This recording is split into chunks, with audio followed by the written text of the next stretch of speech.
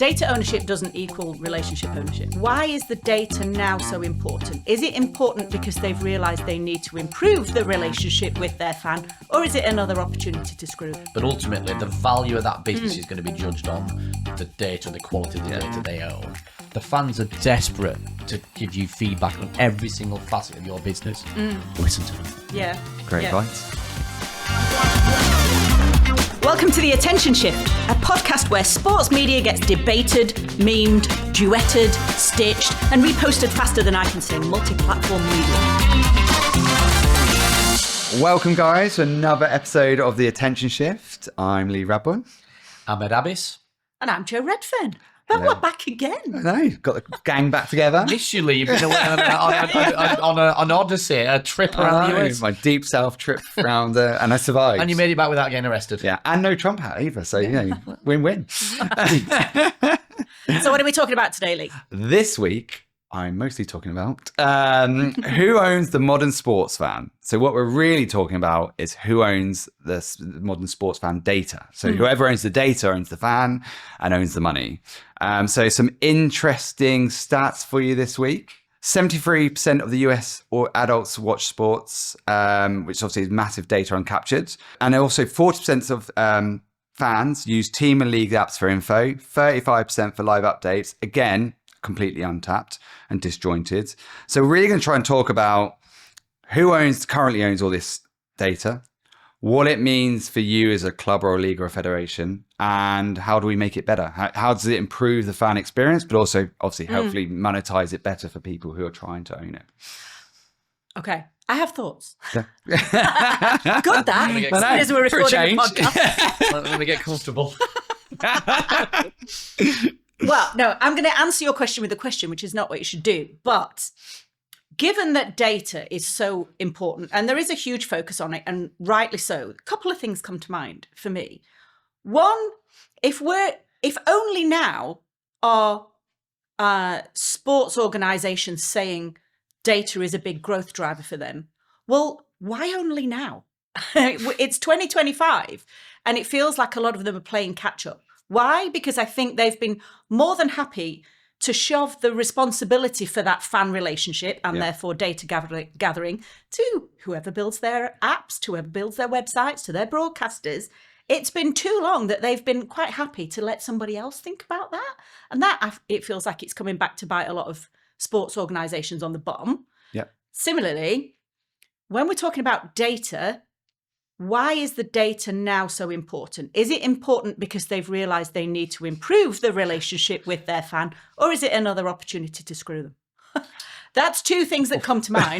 Go on, I can see you've got thoughts too. Jumping in. Just remind me on the first question again. Why only now is the focus on data? I mean, let's face it, we've had the ability to track data for a little bit longer than, Meta are pretty good at doing it. So why now is it so important in 2025 that another stat, 70% of sports organisations say fan data is their number one growth driver? Why now? I don't think it's only now, but I just don't think they potentially be doing a great job of doing it. I mean, if I hark back to my days working in a football club, we were, and again, we were putting CRM systems in, the fable CRM system that's going to fix everything, and it never does, right? Because you're not really building a view of the fan. And in general terms, I think a lot of the time these things were getting built to ultimately work out how do we monetize them more rather than how do we service them better. Yes. And I think you would hope now that if people are saying that this is a priority, it's because they want to service them better, not just monetize them. Because I think if you service them better, it's a value exchange, right? Yeah. They will spend more money with you. And I think that's always been the challenge. And it was always like, well, if we have more data about them, they'll just spend. It's like, no, because a lot's gone on over the last however many, 5, 6, 7 years. And what happened with Cambridge Analytica and Facebook as it was, and now Meta. And the fact that a lot of data was being collected on people without them realizing what they were giving it for. Yeah. I think people are now hypersensitive to handing over their data, but I know they will part with information about themselves if they feel like they're getting something in return, if they feel like their opinion is being acknowledged. I guess that was my point about the motivation. What's the motivation for the hyper focus on data? Is it really about improving that fan experience, or is it another extraction opportunity? And that's a balance that needs to be struck, right? I think historically, if you look back, you were relying on media deals, right? And we've talked about media deals extensively previous episodes, I'm sure we'll continue to talk about it more in the future, where you didn't have an incentive, right? You were just giving a big check and go, thank you very much. And you didn't really care too much about beyond, the data. You wanted to obviously have a relationship with your fan, but there was always, it's kind of a unique relationship per channel, if you like. So I want to know you, Ed, as a Burnley season ticket holder. Yeah, great. I want you to renew your season ticket. But I don't know you historically, or even now today, I don't know you, Ed, as you're a season ticket holder, but you also bought the shirt in the store, or that you engage on YouTube, or you engage on Facebook, or whatever platforms that you engage with. Data has always been the most important thing for fans, and also for people to own, because that's where the money is. And especially in an AI world, I think now more than ever, it's about delivering that sort of hyper-personalized experience that ultimately what you want as a fan is a targeted ad that says, I know you own the home shirt for this player. Here, they've just scored a goal. If you buy it in the next 10 minutes, or you go down to the club shop, you get 50% off. And that's the dream. But I think we're all used to bad experiences. And now with other challenges like cookies going away and trying to consolidate all these fragmented databases, if you like, going back to your CRM point, it's actually very difficult to do that. That's the problem, isn't it? Yeah. Those systems historically haven't spoken to one another.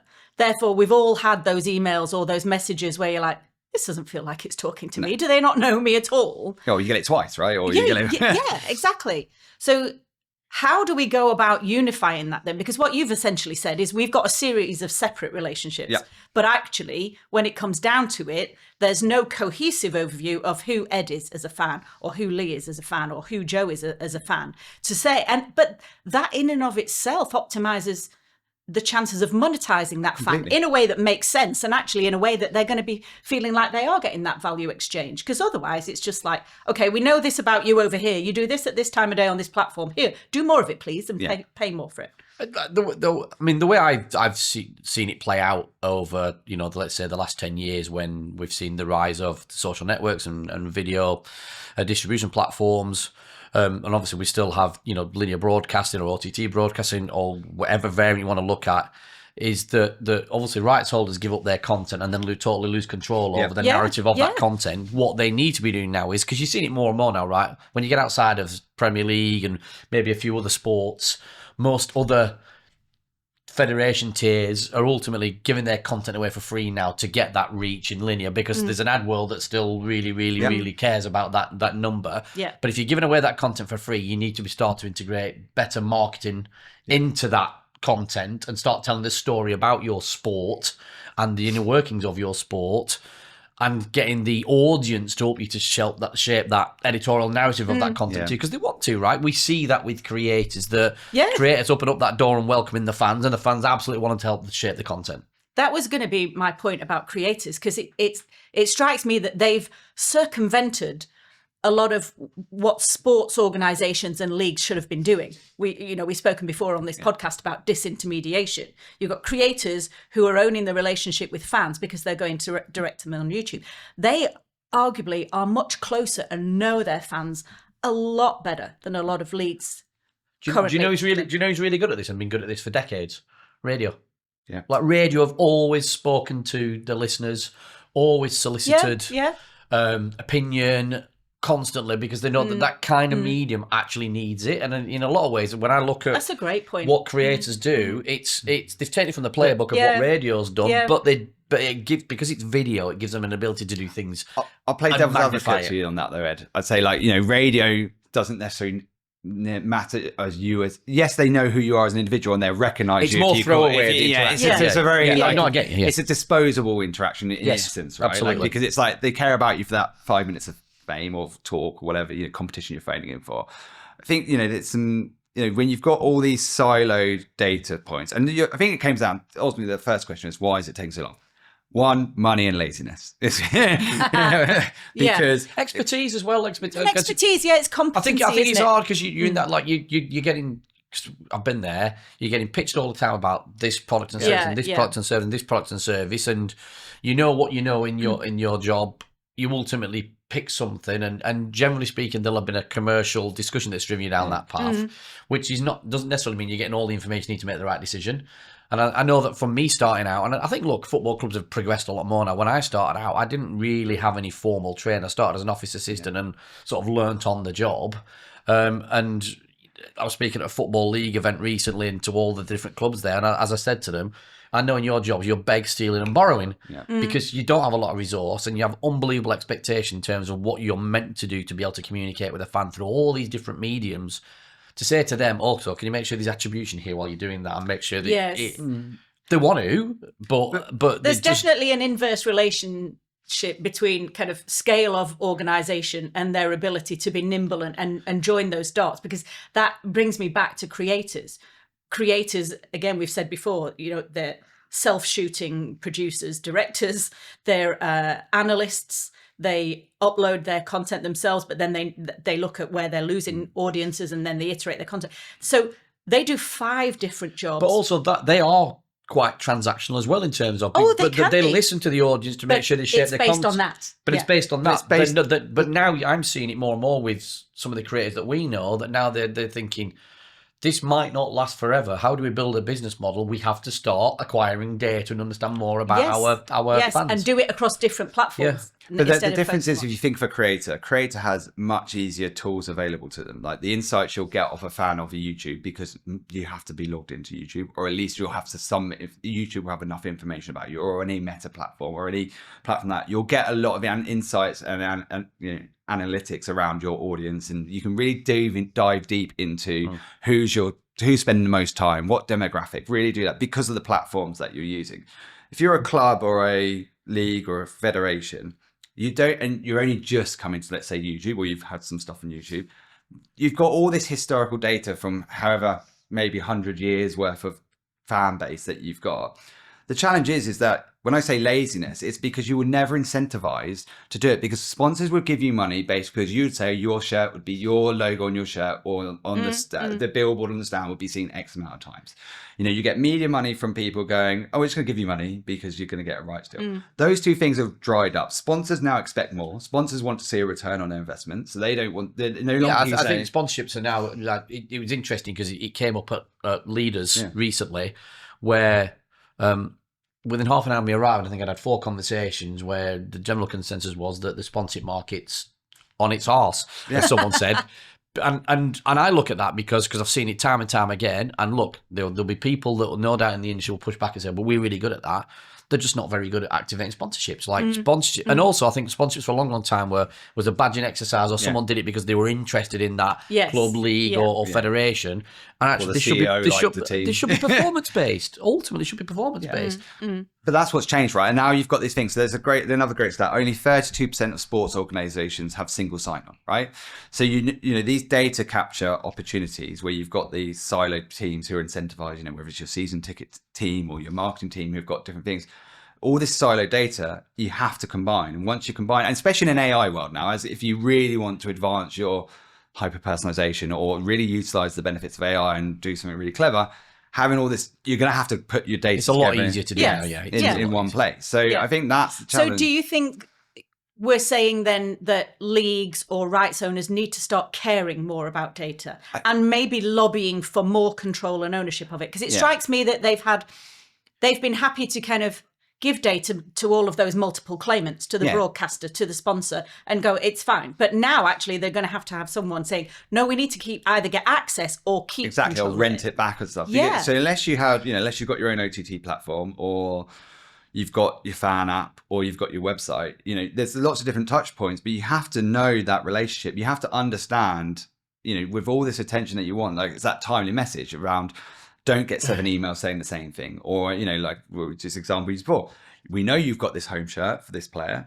Actually, we're going to incentivize you to buy their away shirt. Or we're going to do, we know you always go to this game with your family. You can't do that without understanding, having the data in the first place to do it. And what you've done historically is you've given it all away to your broadcasters. Now you're giving it all away to, in essence, YouTube. Luckily, YouTube is quite good at giving some analytics back. But that YouTube analytics data is still not going to link to your fan data that you've built in your marketing database. So how do you combine the two? But you can combine it. But that data ownership point is really interesting to me, because it has to start there. Because data ownership doesn't equal relationship ownership. No. But if you can show that you are getting to know your fans, then they're more than likely to pay-per-view your next boxing match or attend your next game.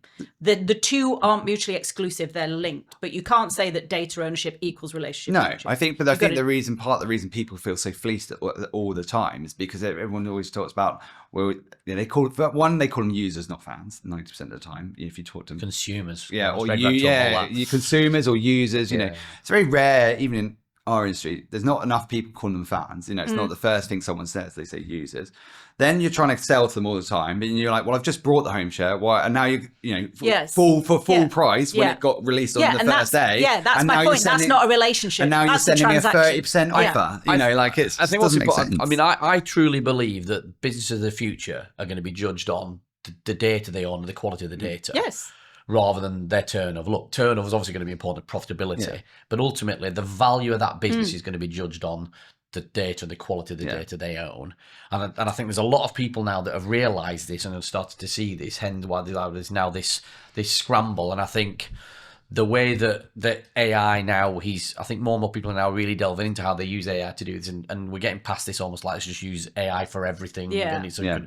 People are realising now that you can build large language models that are going to help to ultimately drive a lot of this data acquisition. And I know you've got an interesting thing. An interesting story for you off that. So the classic example, which is I've used for a case study for a very long time, is when Spotify did a deal with Barcelona.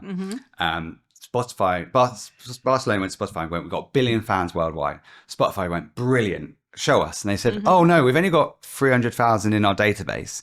Yeah. And because of that, the deal actually ended up doing reported around $310 million instead of being $1 billion deal, because they couldn't prove that they had a billion fans worldwide. There's a massive incentive there for Barca now to go, well, actually, we know the metric and we know what we've got to work at. Now, that might need like a real think about hiring, right? And the team and the type of people that you need. And you're going to get more and more data analytical people. And again, we've been having a conversation about this as well ourselves as a business, because we're working towards being more analytical, more data orientated. But you've got to be careful, because a lot of the time, if you just made decisions based on data and analytics, no one would ever do anything new, because most things don't add up. You've still got to be creative as well. So again, it's finding that balance. But the data and analytics ultimately should be there for you to ultimately tell you what's happened in the past, and ultimately then trying to help you to make a decision what might happen in the future. But you still got to have the creativity with it too. Well, like we talked about in the Netflix episode, we talked about, like how Netflix has such good insights based on the data that they get from that. So, I think you talked about it, Joe, previously, which was that, well, they sign you up for this one-off, Mike Tyson fight. Yes, the breadcrumbing strategy. Yeah, the breadcrumbing strategy. Oh, by the way, now when you're just about to think about cancelling, then you'll do the NFL on Christmas Day. We've talked about this before, and especially in AI world, they say data is the new oil. That's the phrase that's commonly used, and I think and Netflix use YouTube and even Roblox for data. Let's not forget that. They don't just concentrate on their own OTT offering. They have YouTube, several YouTube channels. They use a lot of content. They'll premiere stuff on YouTube, particularly where younger audiences and kids. They'll put first episode on YouTube because they know that's the first platform for younger audiences, and then put the rest on main platform. But they do it on Roblox too. They've got Netflix Next World, where they drop in One Piece, they dropped in K-pop Demon Hunters as a way to engage audiences there. But they're getting data there too. It's not all proprietary data from Netflix platform. So I think it's a good time to go to quickfire questions now and see how we answer that. New segment alert. New segment. So, Will's thrown us under the bus again. Another new feature, hot take huddles. So, I'm going to have a question for you. You're going to get 2 minutes each. And you've got to pick a side, essentially, and do your very best job to fight the corner of that side, whether you agree with it or disagree with it. It's a format that exists in the world. People understand it. So, the question is, who should own the data? Joe, I'm going to let you go first. You're going to get 2 minutes. Who do you want to pick as owning the data? I'm going fan. Fan off to the outside. Lee's gutted because he really wanted to go fan. Yeah. So, 2 minutes starts now. Okay, fan data. Data sovereignty, I think, is something that I feel really passionate about. Because this podcast called The Attention Shift. The very essence of talking about the attention shift was the shift in power from who used to be the channels and those who owned the either the rights owner or the broadcaster basically owned the relationship with the fan, and they dictated how they consumed sports content. Now in this era of fragmented fans, basically endless content, the power is shifted to the fan, to the audience, those with eyeballs, whose attention that we want. Therefore, I think the power has also shifted to them, which means we have to be in service of the fan. So if their data is sovereign, we need to ask them permission for it. And that implies we need to work hard for it. We can't just assume fandom happens. We need to work for that. So basically, what we're saying is that, or for what I'm saying is data is sovereign. 30 seconds. Therefore, you can't assume as a league or a club or a rights owner that they're just going to give over that data willingly, or in fact, that you own it, which means that it shifts the onus on actually satisfying the fans with a good product and a good experience is moved back into the realms of those, either the broadcasters or the leagues or the rights owners. So for me, data sovereignty, and as we move into kind of blockchain and Web3, data will become sovereign. I think that's who has to own the data. So actually, you got another 30 seconds. I got that wrong. Keep going. I reckon I'm done. I'm done. Data sovereignty. We own the data. You've got to work hard to make us hand it over. Okay, I'll give you that because I actually ruined the timing for it. That's totally my fault. Thank you, Joe. Good answers, Joe, by the way. Yeah, that's definitely not what Lee would have said. No. Lee, over to you. Who do you think owns the data? Well, 2 minutes, starting now. Well, it seems as I have to take the other side. I think the businesses should own the data. When I say business, I mean the sports club, organisation or federation. And the reason why is because if you want true innovation, you need to do that. Henry Ford once said, if they asked people what they wanted, they would ask for faster horses. Didn't he say like a black car? Sorry, go. So by the clubs and federations that own the data, as we were talking earlier on in the episode, it allows them to have a 360-degree view of you as a person and will understand you more than you will understand yourself, which means that you can get hyper-targeted experiences, which means that it becomes seamless, almost like a Jarvis Iron Man type experience where it knows what you want before you get there.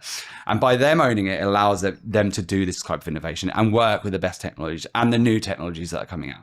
If the fans own the data, as we already know, people already opt out of cookies. So something like 35 to 60% of people already opt out of cookies, which already makes that understand the fan even harder. So if the fans don't want to give up that data to allow you to, which I would argue, Joe, you're right, but if they don't want to give that data up to you, then you can't then truly innovate because you don't understand who they are. So with that, that's why, how long have I left? 48 seconds. Oh, good.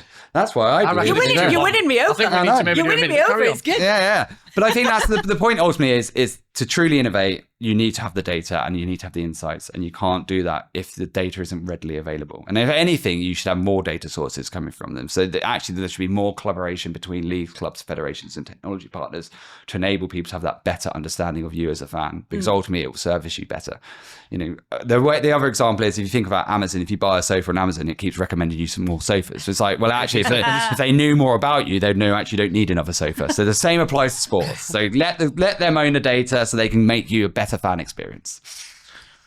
Nice. Ooh, thank you. Well, I mean, he got close to 2 minutes. I think we definitely might have to tweak the time here. Yeah, as maybe well, a 'cause that minute. feels a long time maybe for a me minute. to sit here and say nothing. Mainly. I'm going to go with Lee. Oh, Sorry. that was compelling. Yeah, he was Yeah. compelling. He was, and not that yours wasn't compelling. I quite like the way he structured the argument. I quite like the way he gave a sense that the organisation has more ability to ultimately shape the narrative with the data. Allow me one comeback. Yeah. Allow me one comeback, because we've already spoken about this on the podcast.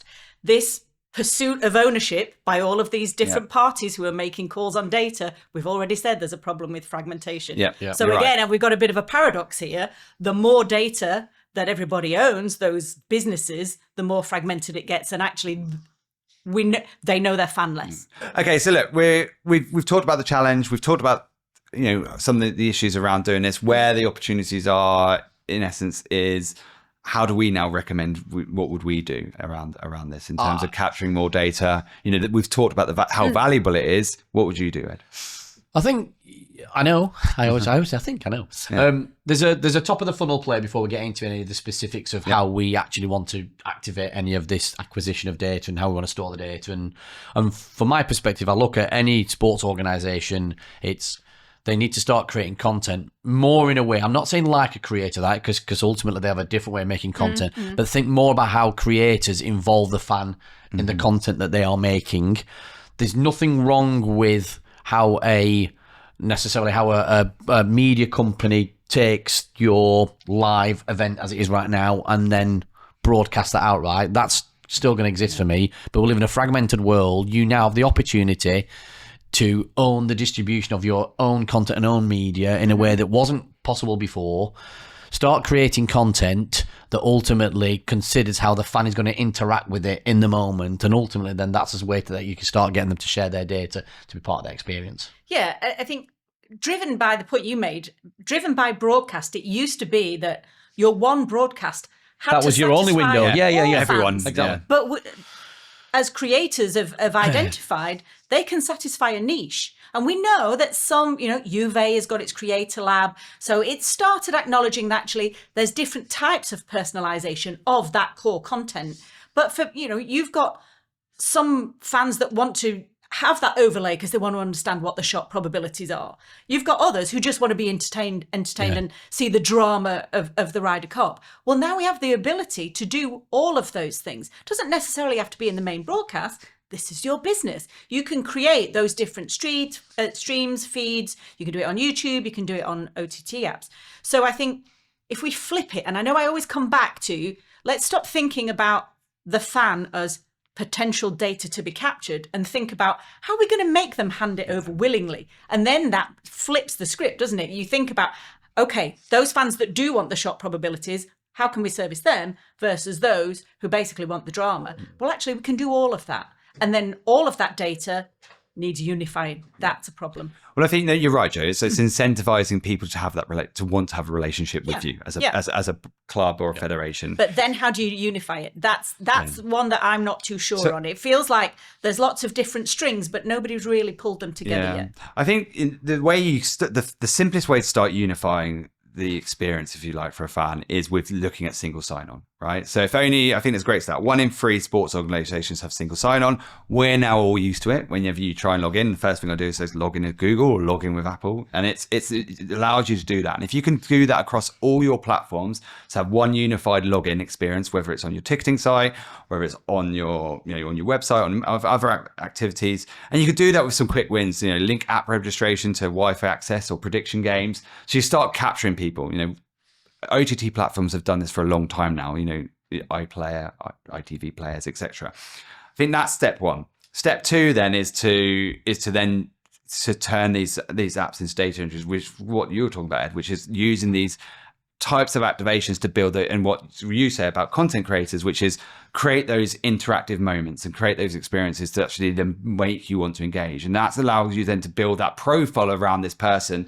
The more they interact, the more they do. There's a right there, because look, these simple terms of, we'll always talk about polls and quizzes and commenting and opinion-based things and things like that, but also giving timely retail offers based on an action that's happened, generates your revenue, but also that's data points for you as well that you can then build on. I don't see a lot of that happening where it's sort of in the moment. I remember I used to do this kind of stuff years and years and years ago when it was all manually based when I was at Burnley, where, around betting, around buying merch, we'd make sure that as soon as we'd won a really important game, you could, as it was then, buy the VHS.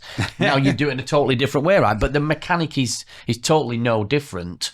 There's not a lot of that, and I think the sports organisations don't do a lot of them themselves, and I don't think it has to be a costly thing to do it. Yeah, no, I agree. It feels like a lot of data is perceived as an overlay. It's a sprinkle on top. Whereas if you do it right, then you acquire the data just as a matter of course, right? Yeah. I wanted to just bring up, because I mentioned before about Web3 and blockchain, and that does underpin that data sovereignty, because then your data is soul bound. And if it's soul bound, then it travels with you. You talked about single sign-on. that goes a layer deeper. If you've got soul-bound data that is sovereign to you, that can travel everywhere with you. It might be anonymized, but actually that allows a much more cohesive picture of a fan rather than, oh, we've just got their email address and their purchase data. Yeah. So I think that it's a way away yet. The technology exists. The adoption is a bit of a barrier. I mean, let's face it, a lot of these platforms, their trade is in data. Yeah. So it's not within their interest to open up and make everything open. But I do think that at some point, particularly with again, most of my experience being with younger audiences, they're so keenly aware of their data and how it's used, much more than previous generations. So I think we'll see much more of this data sovereignty and being more selective about where they're going to deploy their data, and they're going to demand something back. Yeah, but and that's the rewarding the relationship. But I think for it's a value exchange, isn't it? And but I think there's if you're a business, there's an incentive to do this apart from all the stuff that we've talked about. I think it was a $115 billion sponsorship market, and the people who write the biggest checks are going to want the most insights. So if you can package your audience insights on who engages and how and when and prove the ROI, there's a real incentive to do that. And then ultimately you could do it as data as a service, right? You could then license your data and all your insights out to sponsors, broadcasters, if you've got behavioral OTT data providers. At scale, that's gold mine, right? Well, ultimately, then you as the rights holder, you're then choosing the brand you want to work with based on the insights that you've got from the data that people are giving you. Yeah. And then let's make a point about new platforms as well. Yes. I mentioned the R word again, but if you're thinking about Roblox, there's a lot of sports rights holders that are not reading the signals there. Again, data. There's data there, but they tend to focus on a small number of platforms that they've got a relationship or that they know. And we know that particularly younger fans live their lives across many more platforms. So there's whole swathes of data that's not being read. So spread your data collection, if you really do want to get to know your fans, across many more platforms. And then that picture starts to become much more colourful. I think that's maybe a knowledge gap as well. Right? We were chatting about this earlier, weren't we, off camera about Roblox. And you think now like Reddit, right? Reddit's been around for ages. Now you're starting to see sports organisations, and I'll pick out one just because I saw it, not because I've got any particular insight, but Arsenal are now hiring someone who's going to look after their whole strategy around Reddit internally within the business, because they're starting to see now as a platform that it's starting to get some kind of traction. That it was there before, but I think it was more almost like underground's not the right word, but it was happening in the background. Almost, it wasn't interlinked into. It's the 8th most visited site in the world, and you see more orgs now are now saying actually maybe we need to lean into Reddit as a platform, though we need to be engaging our audience. And it's and Reddit and YouTube comments again. We talked about. I enjoyed reading the YouTube comments on Baller League as much as watching the actual action. It was a live focus group on who was tracking, on how they were enjoying the football, on which teams were most popular. Reddit is similar. It's a living, breathing, organic, qualitative focus group. I was just going to make the point on YouTube comments, whether that's live comments or whether that's comments on a video. I've just bought a new car. I'm not going to plug the car I've bought. But a lot of the review, but I wasn't sure about buying the car because it's a new entrant in the market. But every single review I saw on YouTube under all the different videos I watched were positive about the car. And it actually reinforced for me, it wasn't the only reason I bought it, but it reinforced. Ultimately then, people sharing data has reinforced my decision making on buying that car. Exactly. And that's ultimately what we're talking about, is creating those relationships that you get. Ultimately, if you could get user-generated content into your own self-owned platform, whether that's an OTT platform that you own yourself, if you're lucky enough to own that as a club or a federation or a league, or even just on your club's website, is if you can start getting people to upload content and really building those relationships and getting that feedback, that's what's really going to drive that engagement. I mean, that was that just data. The perfect example of what this whole episode's been about. Yeah. Rather than your data having been captured. Well, they've captured some data about you because you've bought the car. Yeah. But actually, if the car owner or the sports club or the organisation or the league thinks about humans as fans who are making choices, then again, we come back to the value of that data increases, because that increases that you've chosen that car because of humans sharing their ability. And interestingly, not because of the dealership, because the people who gave the reviews on the car and the videos that I saw of independent people who are not linked to the car, did a better job at selling me the car than the dealership itself, who didn't give me that depth of information. Is that- Humans sharing their experiences as influenced. So I you to bought buy the it car. despite the dealership rather than because of the dealership. Is that a great analogy for what we're talking about? Which is like, isn't the club at the moment is like the car dealership where you kind of feel a bit like they're trying to sell me something, and actually what you want is that, you want to buy the car or you want to have that relationship with the club because you're a fan. But ultimately, it's the people around you, the recommendations that do it. And it's the other data that gave you the insight. And actually, you don't want to feel like the club's treating you like a used car salesperson, which it kind of sometimes feels like. And I don't know any of those people that drop those reviews, right? And I looked at a lot of them because, again, I was unsure. So, to wrap up then, because we have been talking for a while now and Will's really challenged us today. If you had to give one piece of advice then to any of the organisations that potentially listen to this podcast in terms of how to acquire, manage, benefit from the data, what would it be? Fans can still make choices. Therefore, anything you collect from the fan in terms of data has to be that value transaction. They either get something back or you use it to make the experience better. And coming back to fans as being humans that are capable of making choices, you chose one car over another, for me then just frames what data is collected, how it's collected, and how it's used. For me, I worry that sometimes if data is the new oil, it's just about how much can I get per barrel. I think that's it. I think on a practical level, it's going to take a bit of investment to unify creating a data lake to do that. You could do some simple things like single sign-on, like actually anything that has you own, like zero or first-party data initiatives like polls or email marketing or anything to do that. But once you've got that, to Joe's point, make sure you use it effectively, which is make sure it's personalized, make sure it feels like you understand them. And ultimately there's a capturing point, and then it's the understanding and the insights that make the relationship better. If you're going to make the relationship better with a fan, and it will make it sustainable over a longer period of time, and actually you'll get closer relationships by doing it properly. And I would say listen to your fans, because you can be a fan of a car of these people, all right? Yeah. Like, listen to what they're saying. They'll not only help you to sell your products and services, but when your product and service is not quite what it needs to be, they'll help you to shape making it the right product and service. If you don't listen, then ultimately as a business, you're probably going to fail. Yeah. And the same applies to sports organisations, right? Like, the fans are desperate to give you feedback on every single facet of your business. Listen to them. Yeah. Great advice. I think that's sound advice. So we've been the Attention Shift. Like, share, subscribe to the podcast. And email us. Thank you, Will. You're one. hello@attentionshift.media. There we go. To be fair, I was racking my brain before I said that. But look, thank you, Lee. Thank you, Joe. Thank you.